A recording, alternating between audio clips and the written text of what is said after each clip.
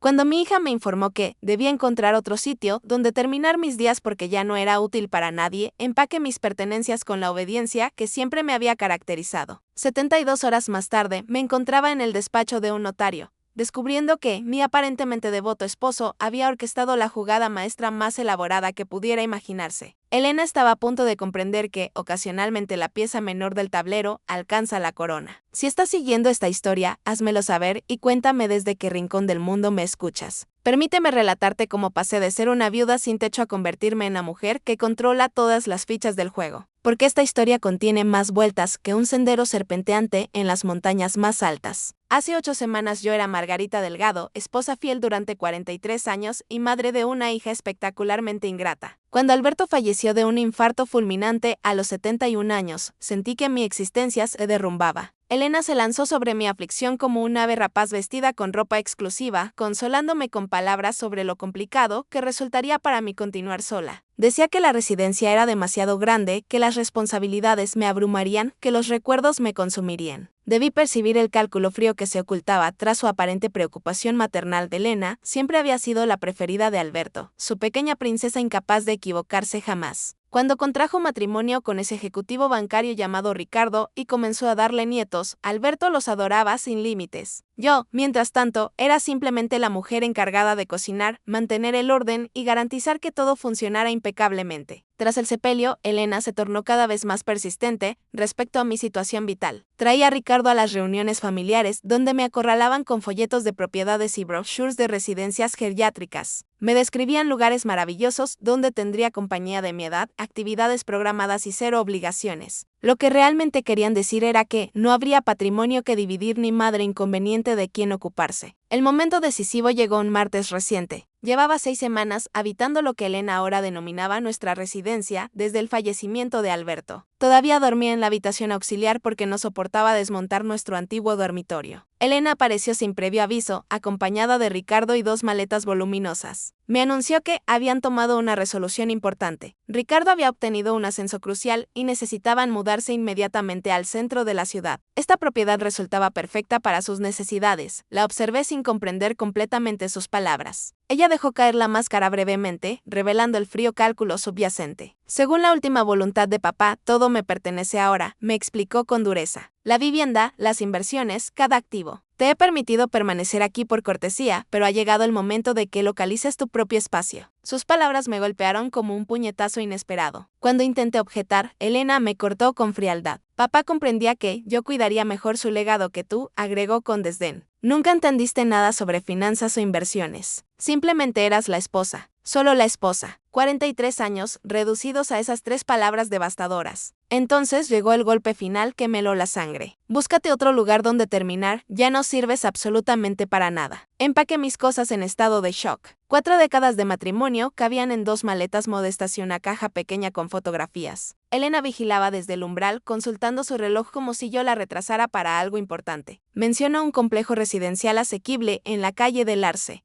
con el entusiasmo de quien recomienda un restaurante mediocre. Seguramente tienen habitaciones disponibles, dijo, asequible. Mi hija iba a heredar 25 millones de libras esterlinas y me sugería mudarme a lo que esencialmente era un asilo de beneficencia pública. Ricardo cargó mis maletas en su automóvil con la eficiencia de quien descarta desechos. Me habló sobre lo maravilloso que sería recuperar mi independencia sin poder mirarme directamente a los ojos. Ya no tendrías que preocuparte por el mantenimiento ni los impuestos. Lo que realmente significaba era que ya no tendría hogar. Mientras nos alejábamos, observé cómo mi casa, la residencia de Alberto, ahora la propiedad de Elena, desaparecía por el espejo retrovisor. No pasó desapercibida la ironía cruel. Había invertido 4 décadas transformando esa estructura en un hogar, celebrando cada cumpleaños de Elena, cuidando a Alberto durante sus enfermedades, manteniendo cada detalle que le importaba. Ahora me transportaban a un hotel económico como si fuera una visitante indeseada que se había excedido en su estancia. El albergue económico era exactamente lo esperable de un lugar que cobraba 45 libras por noche. Paredes delgadas, toallas más delgadas aún y una alfombra que había conocido décadas mejores. Elena me entregó 200 libras en efectivo como si fuera propina para personal de servicio. Esto debería alcanzarte unos días hasta que te establezcas, dijo con frialdad. Ricardo transferirá algo de dinero cuando ordenemos los documentos de papá. Algo de dinero de mi propia herencia. Después de su partida, me senté en el colchón hundido intentando procesar lo ocurrido. En 3 horas había pasado de ser una viuda en duelo a una anciana sin techo. La mujer que había criado, amado y por quien me había sacrificado me había descartado como si fuera un objeto inservible. Pero mientras permanecía allí en aquella habitación deprimente, algo comenzó a inquietarme profundamente. Alberto siempre había sido meticuloso con sus asuntos, obsesivamente organizado con documentación importante. Me había mostrado el testamento años atrás, explicando sus deseos y asegurándose de que comprendiera todo claramente. Y yo estaba absolutamente segura de que eso no era lo que decía el documento auténtico. Alberto había sido muchas cosas. Tradicional, ocasionalmente obstinado, a veces condescendiente en cuestiones económicas, pero jamás cruel. El hombre que sostuvo mi mano cuando falleció mi madre, quien me sorprendía con flores cada aniversario, no me habría abandonado en la indigencia total. A la mañana siguiente, utilicé la conexión del hotel para buscar al abogado de Alberto. Fernando Martínez había manejado la adquisición de nuestra propiedad y varios asuntos legales durante años. Su despacho estaba ubicado en el Distrito Central, a 20 minutos en transporte público, lo cual costaba dinero precioso, pero parecía absolutamente necesario. Fernando Martínez era un caballero distinguido de aproximadamente 70 años con mirada bondadosa tras sus gafas de montura metálica. Cuando su secretaria anunció que la señora Delgado deseaba conversar sobre el patrimonio de su esposo, mostró genuina sorpresa. Margarita, me preguntaba cuándo aparecerías, dijo con calidez. Intenté comunicarme contigo en la residencia repetidas veces, pero Elena indicó que estabas viajando. Viajando. Eso era lo que mi hija le había comunicado. Señor Martínez, necesito consultarle sobre el testamento de Alberto, declaré con voz temblorosa. Parecía desconcertado. Por supuesto, respondió. Elena no te proporcionó una copia. Le entregué el original y varias copias tras la lectura oficial. Mi estómago se contrajo violentamente. ¿Hubo una lectura oficial?, pregunté incrédula. Margarita, se suponía que debías estar presente, explicó con preocupación creciente. Elena afirmó que estabas demasiado afligida, que ella manejaría todo y garantizaría que recibieras tu herencia completa. La sangre se me congeló al comprender la magnitud del engaño. Señor Martínez, jamás me informaron sobre ninguna lectura oficial. Elena me comunicó que había heredado absolutamente todo. La expresión de Fernando Martínez transitó de la confusión a la alarma profunda. Recuperó una carpeta gruesa con movimientos repentinamente urgentes. Margarita, eso resulta completamente imposible. El testamento de tu esposo es extraordinariamente específico respecto a tu herencia. Extrajo un documento donde reconocí la firma pulcra de Alberto en la parte inferior, certificada ante notario con testigos presentes. Pero cuando Fernando comenzó la lectura, comprendí que Elena había mentido sobre absolutamente todo. Yo, Alberto Jiménez Delgado, en pleno dominio de mis facultades mentales y físicas, lego a mi amada esposa Margarita la siguiente herencia. Nuestra residencia principal, ubicada en el 847 de la avenida principal, incluyendo todo el mobiliario y efectos personales contenidos. Adicionalmente, le concede el 70% de todos los activos financieros, inversiones y cuentas bancarias por un total aproximado de 17.500.000 libras esterlinas. Mi mente comenzó a girar vertiginosamente. 17,5 millones. La residencia. El 70% de todo. Fernando continuó leyendo con voz cada vez más grave y seria. A mi hija, Elena, le concedió 7.500.000 libras esterlinas en fideicomiso que se distribuirán a partir de su 45º cumpleaños, dependiendo exclusivamente del trato que proporcione a su madre tras mi fallecimiento. Dependiendo del trato hacia mí, Alberto lo sabía. De alguna manera, había anticipado exactamente lo que Elena intentaría ejecutar contra mí. Señor Martínez, susurré con voz quebrada. Elena me comunicó que no heredaba absolutamente nada. Se instaló en mi residencia, me entregó 200 libras y sugirió que buscara una residencia geriátrica económica. El rostro del anciano abogado enrojeció de indignación contenida. Margarita, lo que Elena ha perpetrado se denomina legalmente abuso y fraude.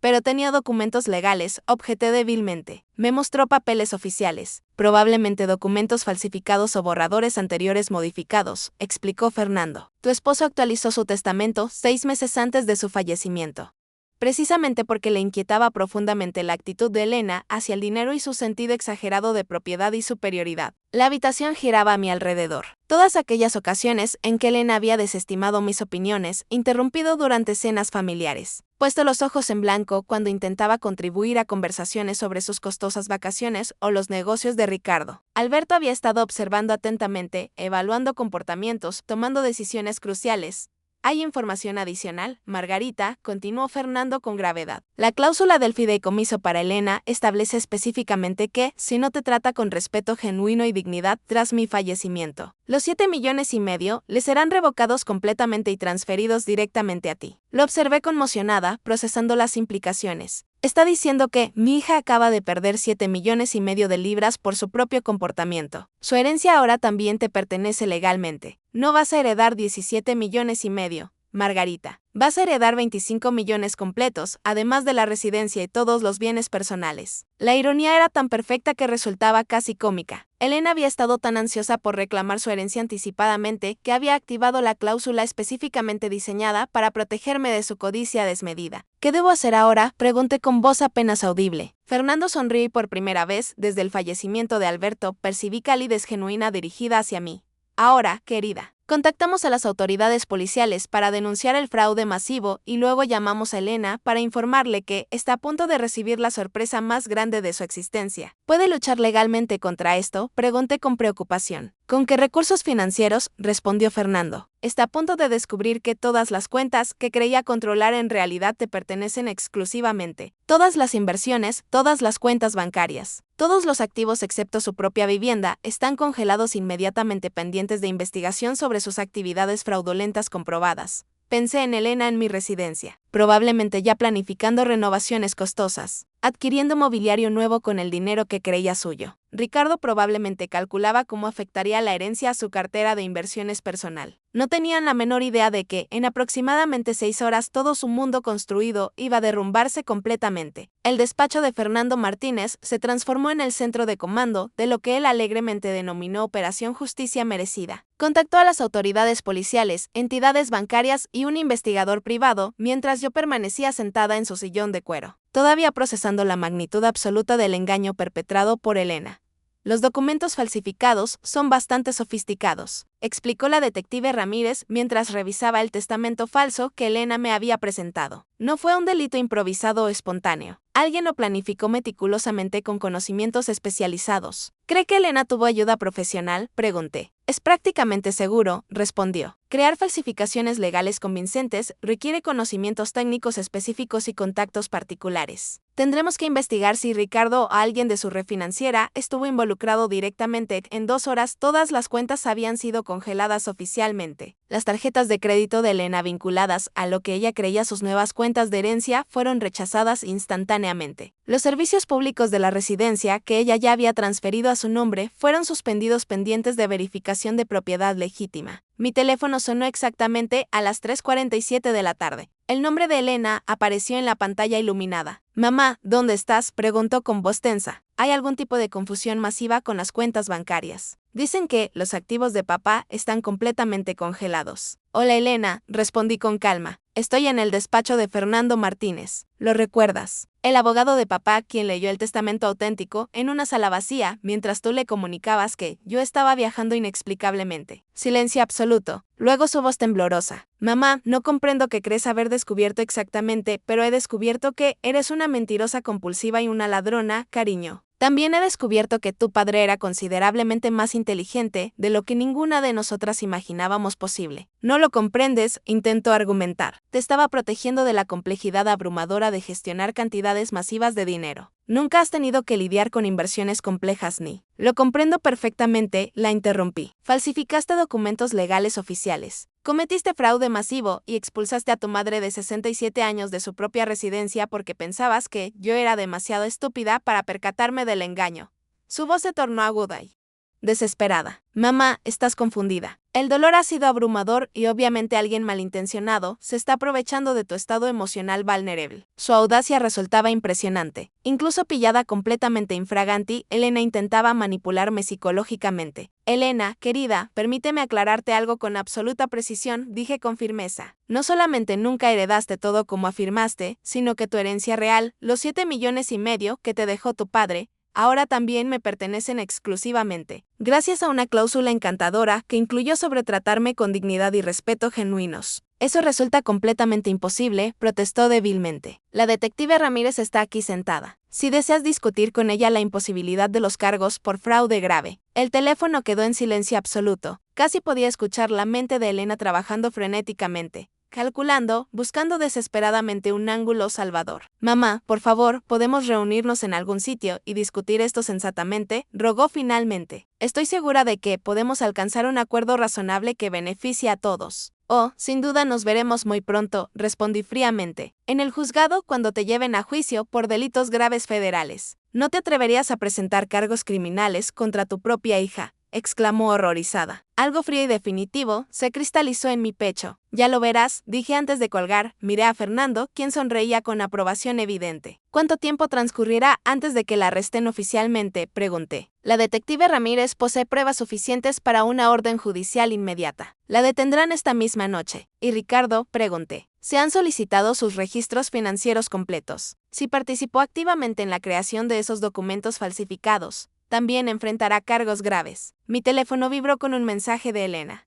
Mamá, por favor no hagas esto. Piensa en los nietos inocentes. Mostré el mensaje a la detective Ramírez, quien sonrió con tristeza profesional. Manipulación emocional típica, comentó. Un patrón de comportamiento clásico en este tipo de delitos familiares. Le respondí directamente. Estoy pensando en ellos. Merecen presenciar las consecuencias cuando se roba a la familia. 20 minutos más tarde, Ricardo llamó con voz tensa. Margarita, seguramente podemos resolver esto discretamente en privado. Elena tomó algunas decisiones equivocadas, pero involucrar a las autoridades policiales me parece excesivamente dramático. Ricardo, ¿la ayudaste a falsificar esos documentos legales?, pregunté directamente.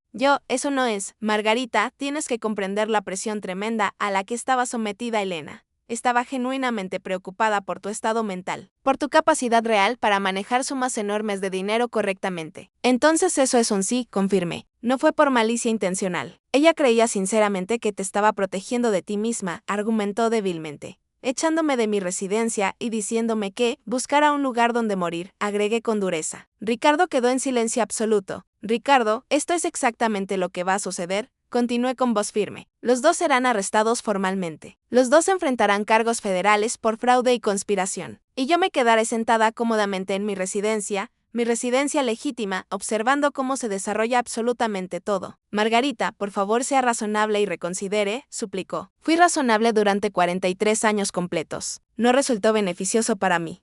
La policía arrestó a Elena a las 8:30 de la noche mientras cenaba elegantemente celebrando su herencia con Ricardo y otra pareja en un restaurante exclusivo. Según la detective Ramírez, ella gritó que era un arresto completamente ilegal y exigió llamar a su abogado, quien resultó ser un compañero de golf de Ricardo, sin experiencia alguna en derecho penal. Ricardo fue arrestado en su oficina corporativa a la mañana siguiente. El contable forense había rastreado los documentos falsificados hasta una imprenta que la empresa de Ricardo utilizaba regularmente para crear prospectos de inversión fraudulentos. Al parecer mi yerno tenía un historial delictivo que Elena desconocía completamente o había decidido ignorar convenientemente. Pasé esa primera noche de regreso en mi residencia, mi hogar auténtico. Después de 4 décadas, dormí finalmente en el dormitorio principal. Elena ya había trasladado sus pertenencias al espacio, sustituyendo la organización cuidadosa de Alberto por su caos de ropa exclusiva y cosméticos carísimos. Metí absolutamente y todo en bolsas de basura y las dejé en el porche frontal. Que las recoja cuando pague la fianza, pensé con satisfacción. La residencia ahora parecía diferente, no porque Alberto hubiera fallecido, sino porque finalmente la percibía como genuinamente mía. Durante décadas la había mantenido como el santuario personal de Alberto, diseñada según sus preferencias exclusivas, sus necesidades específicas, su visión particular de cómo debíamos existir. Ahora, observando alrededor con ojos completamente claros, me percaté de lo ausente que había estado realmente en esas habitaciones durante tanto tiempo. Eso estaba a punto de cambiar radicalmente. Fernando llamó aproximadamente al mediodía con novedades importantes. La fianza de Elena se ha establecido en 40,000 libras. Como todas sus cuentas están congeladas oficialmente, tendrá que localizar a otra persona que la pague completamente. ¿Y Ricardo?, pregunté. 150,000 libras. Al parecer al juez no le impresionó su historial comprobado de delitos financieros previos. ¿Quién habría imaginado que tu yerno había sido investigado previamente por fraude bursátil?, comentó Fernando. Yo ciertamente no lo sabía, respondí. Pero claro, me habían excluido sistemáticamente de la mayoría de discusiones financieras familiares. Elena y Ricardo siempre me habían tratado como si fuera una niña pequeña cuando se trataba de dinero, simplificando conceptos que asumían que yo no podía comprender adecuadamente. Estaban a punto de descubrir cuánto había comprendido realmente durante todos esos años. Fernando, quiero realizar algunos cambios significativos en la residencia, declaré con determinación. Elena tenía contratistas preparados para renovarla completamente. Me gustaría proceder con algunos de esos planes, pero con mi propia visión personal. Excelente idea, respondió Fernando con entusiasmo. Ahora es tu residencia auténtica, Margarita. Haz lo que genuinamente te haga feliz. Me percaté de que lo que me hacía feliz era deshacer sistemáticamente todas las suposiciones que Elena había hecho sobre mi herencia anticipada. Ella había planificado reformar la cocina completamente, sustituir los suelos de madera originales y convertir el estudio de Alberto en una bodega exclusiva. Yo iba a convertir el estudio en un estudio de arte personal y los planes de bodega en una biblioteca privada. Sonó mi teléfono mostrando número desconocido. Señora Delgado, soy Patricia Navarro de Noticias Nacionales. Tenemos entendido que es víctima de un importante fraude familiar perpetrado por su hija. Estaría dispuesta a compartir su historia públicamente. La noticia se estaba difundiendo rápidamente. En una ciudad de este tamaño, la detención de un prominente ejecutivo bancario y su esposa por defraudar a su suegra anciana constituía noticia importante. Señorita Navarro, le agradezco su interés genuino, pero no estoy preparada para declaraciones públicas todavía. Comprendo que debe ser extraordinariamente difícil, respondió comprensivamente, pero su historia podría ayudar a otras personas de edad avanzada a reconocer las señales de alerta del abuso financiero familiar. Tenía razón absoluta. ¿Cuántas otras mujeres de mi edad estaban siendo manipuladas sistemáticamente por hijos adultos que las percibían como obstáculos inconvenientes para heredar riqueza? Si decidía contar mi historia, tendría control absoluto sobre cómo se presentaba públicamente. Por supuesto, podríamos organizar una entrevista donde usted tendría la última palabra sobre la edición final. Ofreció, pensé en Elena, probablemente sentada en una celda en ese momento, todavía creyendo que todo era un malentendido temporal del que podría escapar con su encanto habitual. Señorita Navarro, la llamaré posteriormente. Puede que tenga una historia significativa que contar al público. Después de colgar, me serví una copa del costoso vino que Ricardo nos había enviado por Navidad. Vino que, aparentemente ahora bebía en mi propia residencia, comprado con mi propio dinero, mientras contemplaba la posibilidad de humillar públicamente a mi hija en televisión nacional. Sin duda la vida había tomado un giro extraordinariamente interesante. El timbre sonó a las 7 en punto de la mañana siguiente. A través de la ventana pude observar a Elena en el porche con la ropa de ayer y aspecto de haber envejecido 5 años durante la noche. De alguna manera había conseguido la fianza necesaria. Abrí la puerta, pero no la invité a entrar. Mamá, por favor, tenemos que conversar seriamente, rogó. Ya conversamos ayer, respondí fríamente. Me dijiste que buscara un lugar donde morir. En lugar de eso, he encontrado un lugar donde vivir plenamente. Elena tenía los ojos enrojecidos, su habitual compostura perfecta completamente destrozada. Cometí errores terribles, pero sigo siendo tu hija, argumentó débilmente. ¿De verdad?, pregunté con dureza. Porque las hijas no suelen falsificar documentos legales para robar la herencia completa de su madre. No estaba robando exactamente. Se detuvo abruptamente, luchando por encontrar palabras que no sonaran criminales. ¿Qué estabas haciendo exactamente, Elena?, pregunté cruzando los brazos. Intentaba protegerte de tomar malas decisiones financieras catastróficas. Nunca has gestionado grandes cantidades de dinero exitosamente. Incluso ahora, después de haber sido arrestada formalmente por fraude.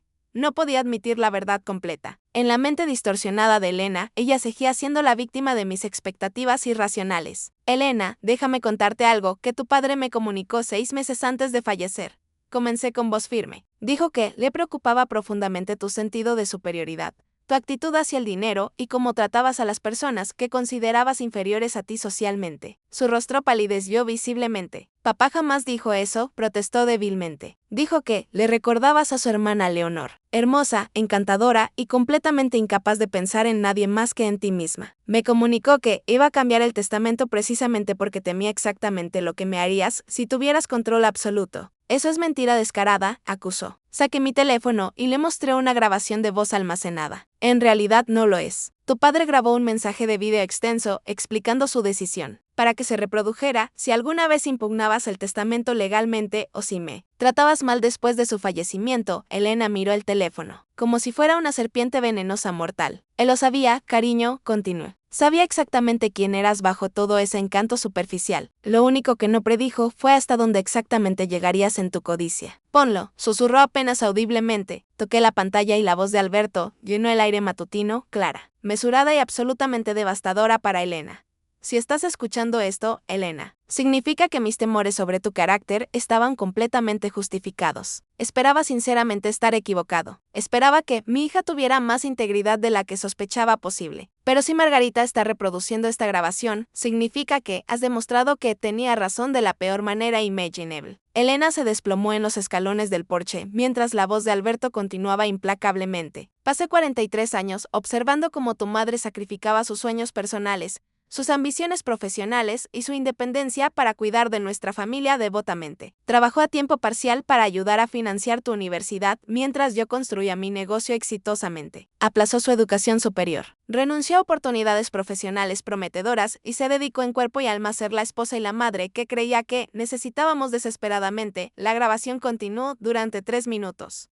Adicionales. Cada palabra cuidadosamente elegida, cada frase un bisturí que cortaba las justificaciones y los autoengaños de Elena sistemáticamente. Cuando escuches esto, habrás descubierto que tratar mal a tu madre te ha costado absolutamente todo. Espero sinceramente que haya valido la pena. Cuando terminó la grabación, Elena estaba llorando. No eran las lágrimas bonitas que había utilizado para manipular a las personas desde su infancia, sino sollozos feos y desconsolados. Él me odiaba profundamente, susurró con voz quebrada. No, Elena, te quería lo suficiente como para esperar que le demostraras que se equivocaba, respondí. En cambio tú decidiste demostrarle que tenía razón absolutamente. Me miró con el rímel corriéndole por las mejillas. ¿Qué sucede ahora?, preguntó derrotada. Ahora te enfrentas a las consecuencias inevitables de tus decisiones. Los cargos por fraude grave, la investigación exhaustiva, la humillación pública cuando esta historia salga en las noticias nacionales. ¿En las noticias?, preguntó Elena con el rostro completamente descompuesto. Mamá, por favor, piensa en lo que esto significará para los nietos inocentes, para la carrera de Ricardo, para toda nuestra familia. Lo estoy pensando, respondí firmemente. Estoy pensando en cómo